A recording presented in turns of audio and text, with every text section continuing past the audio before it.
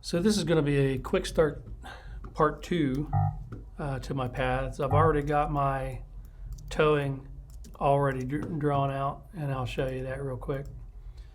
So as you can see, I finished that off, and it all looks like a nice flowing hand lettered kind of look, and everything is nice and smooth, and I paid attention to the details of the brushwork. This literally does look like hand brushed, and you can see almost like a round felt, what they call filberts, brush tip, rounded tip coming down, making a one swoosh this way and a little stutter right here and back up to make the letter N, a fat kind of bend down around, and so it looks very authentic, like a hand brush lettering. And now I've locked that layer and labeled it towing, and I'm going to create another layer up top, and this is going to be my simple, solid, more computer looking font. And I started drawing on that already, and this is a little quicker and easier. It's not a lot of bends. I hold down the shift key when I drop down to click here to make sure it's nice and straight. Otherwise I'll have a little crooked point, and I like straight horizontal and vertical lines. And click, click, click, shift, angle click, shift across. And even when I'm done, as this line comes across here, you see this, if I'm using the rulers, you can see a straight line going across. What I'll do after I draw that, each one, is to make sure, and that's because I'm anal, to make sure that they're all horizontally aligned. I'll select all my top paths with the marquee, holding down the command control key, and I'm making a selection, just selecting the top two, and I'll do the command option J to align, or average, but I'm basically aligning the points, and I'll align those horizontally, and that makes them nice and perfect, going straight across. I do this all the time when I'm rebuilding type, because as you click, you'll be a couple pixels up higher than one or the other. Shift key. This does bend up, and sometimes you can get away with straight lines, and sometimes you may have to bend and follow a path going from this angle to this angle down. It all depends. And what I would do is I would draw a point out here and a point up here, and I would use this as a guide and lock that down also, so that I could see my bends. That's if I wanted to get anal about it. But this visually looks pretty flat, so I think I can get away with just drawing it nice and straight.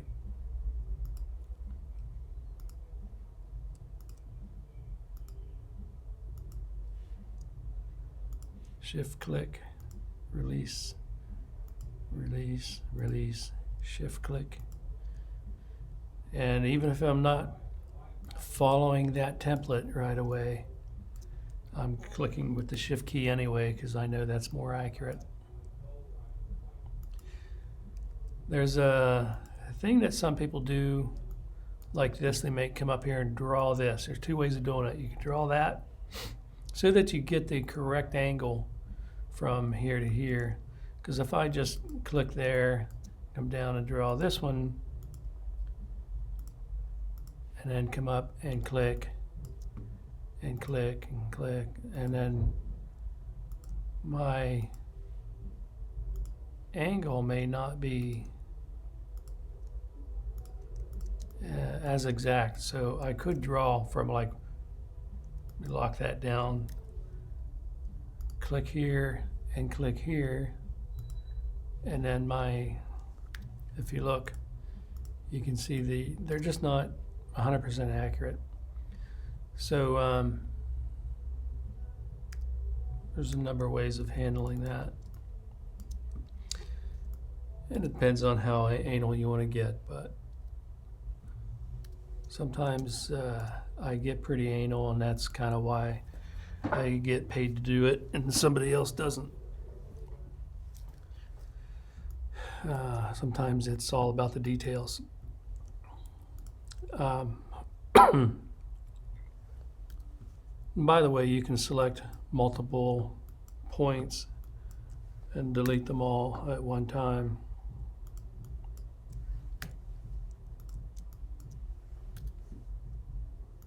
One thing about that is you have to be careful when you select and you delete. You've got the remaining path up here still selected, and if I just hit delete again, that goes away as well, and I don't want that. So what you have to do is remember, when you do select a couple of them and delete, to click off of it, and then you can restart that.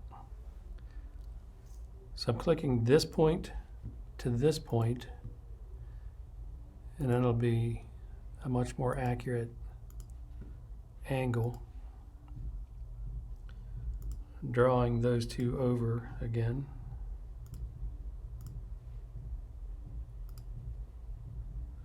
And you see I drew through that,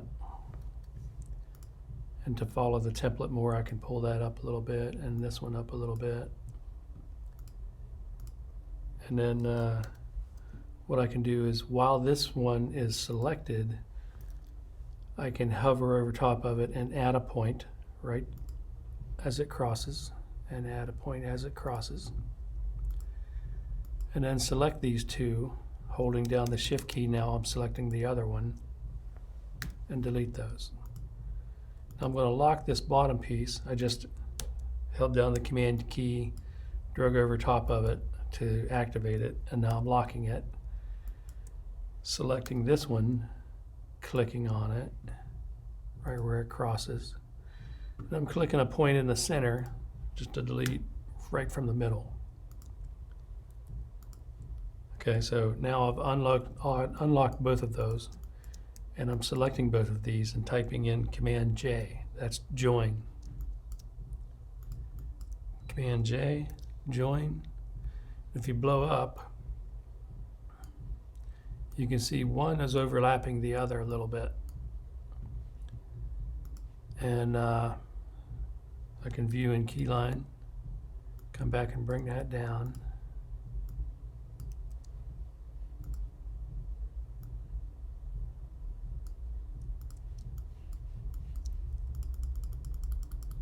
And view down and grab the other one.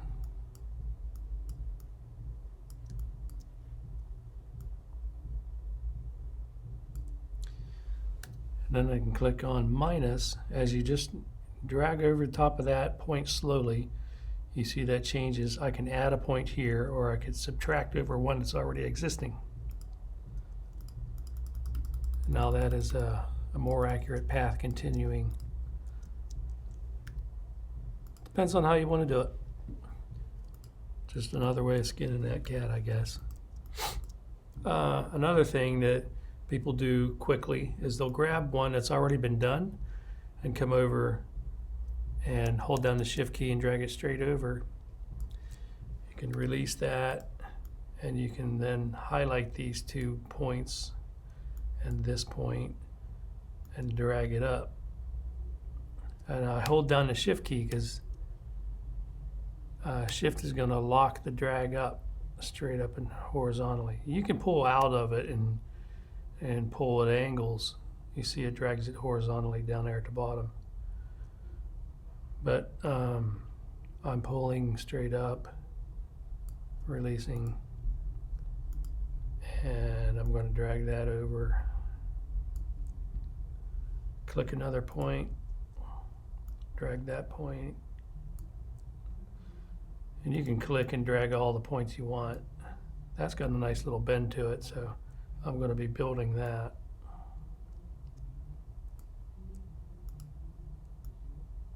Click there, click another point.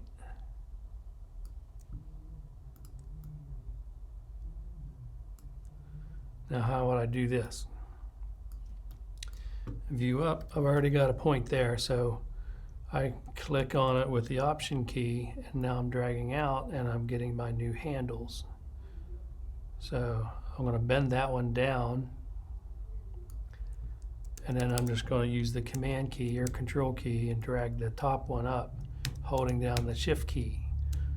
If I don't hold the Shift key, then I'm bouncing my bottom around, and I lock down the Shift key and I can drag straight up a little bit.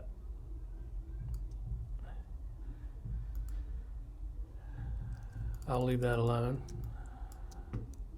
Raise this one up a little bit. I don't want to go straight up with that. There I'm using I selected the two of those, and I'm just using my arrow key on my keypad. Go up one click or down click.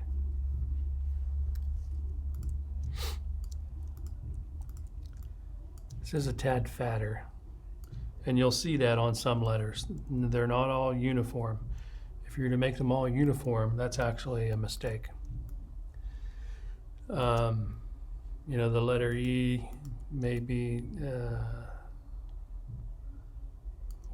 fatter than the K, and the arms of the letter M's are going to be a little thinner, and you'll see on E's and C's that they extend above and below most of the letters as well.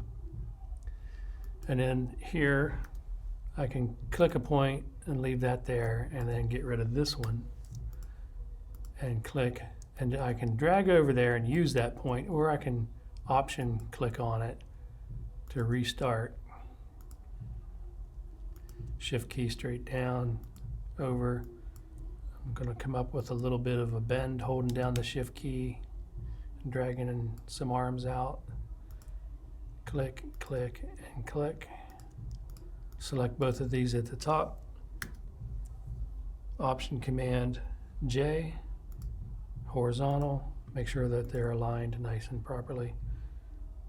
And then here, I'll click a point, click a new point, click one in the center and delete. Start again with the Option key, click on this point, drag up, and I got a little bit of a nip or a bud up here at the top. So I'm going to indicate that. Option click, straight down, follow up by closing it off right there.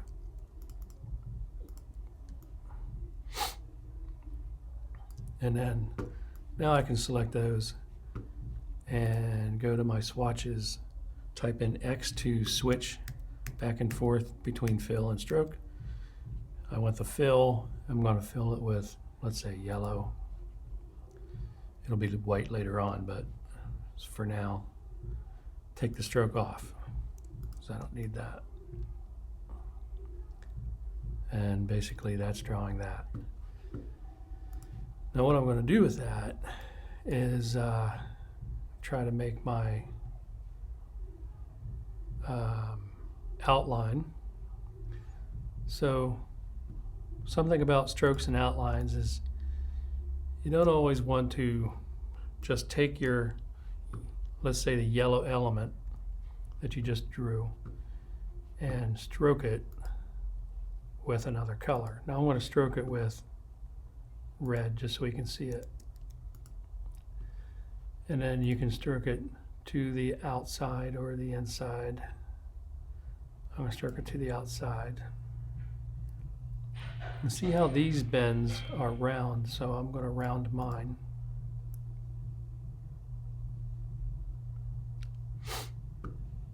And thicken that up to match what I see there. And see what I was telling you about little nubs or points or tits in the artwork. I'm sorry, I didn't call them tits, I called them nipples. Little nipples, like this here, is not horizontal with the rest of them. And you can remove that, but you can see how it gets amplified with the stroke. But you can remove that by clicking there and then select these two, Command Option J, horizontal, and that lines that up. You see this one's a little higher than this one. What I'll do with all of them is select and drag across the whole top there. Command Option J, Control Option J, click horizontal, and that aligns everything up.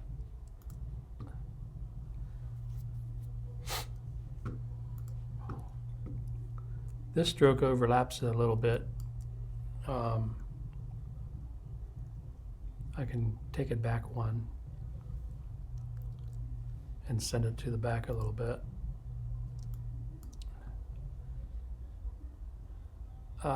That's given me, this red outline will be my black outline eventually, but I just want another color to show you. We can create another color, spot color green.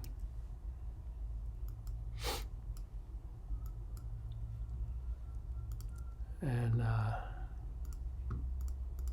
select all of them, and we'll stroke it green so it's different. And then I can't just continue to stroke. I have to, and I can't just duplicate this and drag it down because it's not gonna, I'm trying to create my background shadow, so I can't duplicate it. It's not simply just a duplicate. So what I have to do is draw that actual black background, and I'll get to that later. But and then eventually what I'll do is, like this has a stroke on it, and then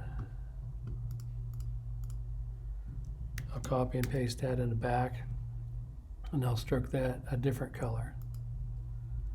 But that stroke, I would make it a little thicker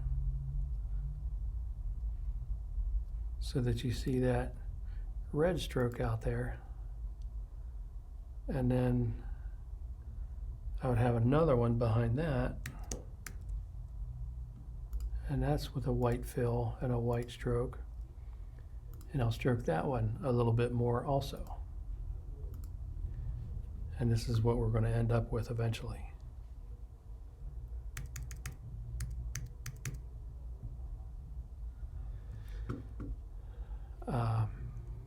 And we'll get there, and that'll be part 3 of the video.